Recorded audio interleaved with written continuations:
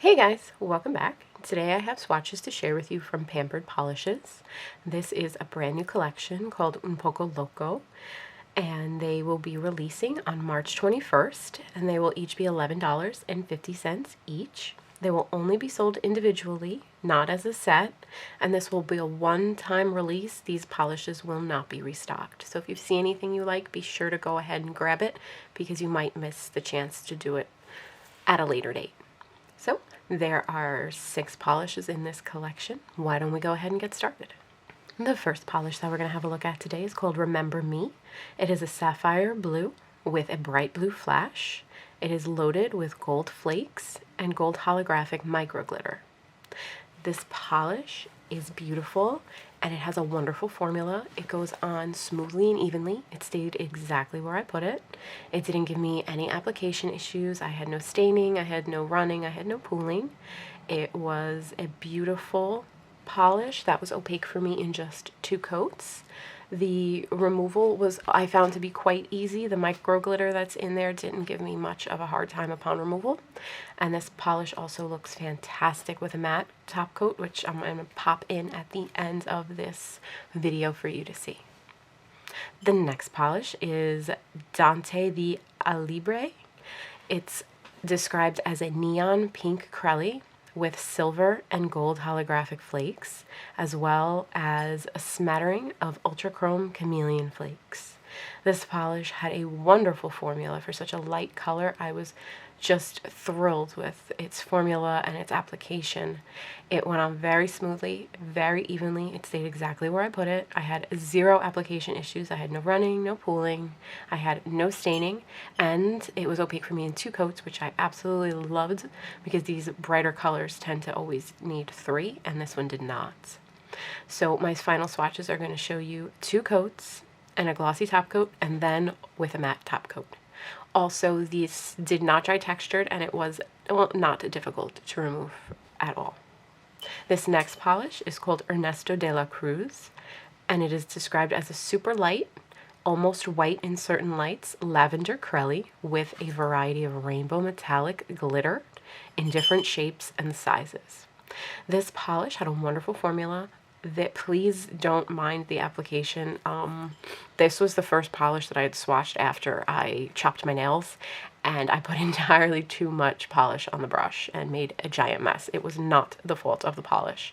Otherwise, once I got the hang of it, it went on very smoothly, very evenly. It stayed exactly where I put it. Those glitters did come out nice and evenly. I do have a tendency to over manipulate and sometimes wipe them off my nail, but that's just user error because I'm not too familiar with glitter. I always tend to shy away from it. This will dry textured, and this will be difficult to remove because there is glitter in there, but they are smaller, so I didn't really find it to be a pain in the butt.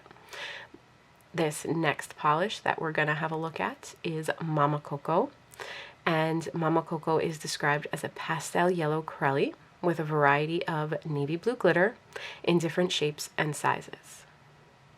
This polish had a wonderful formula. It went on very smoothly, very evenly. It stayed exactly where I put it. I did not have any application issues. I had no running, I had no pooling, I had no staining.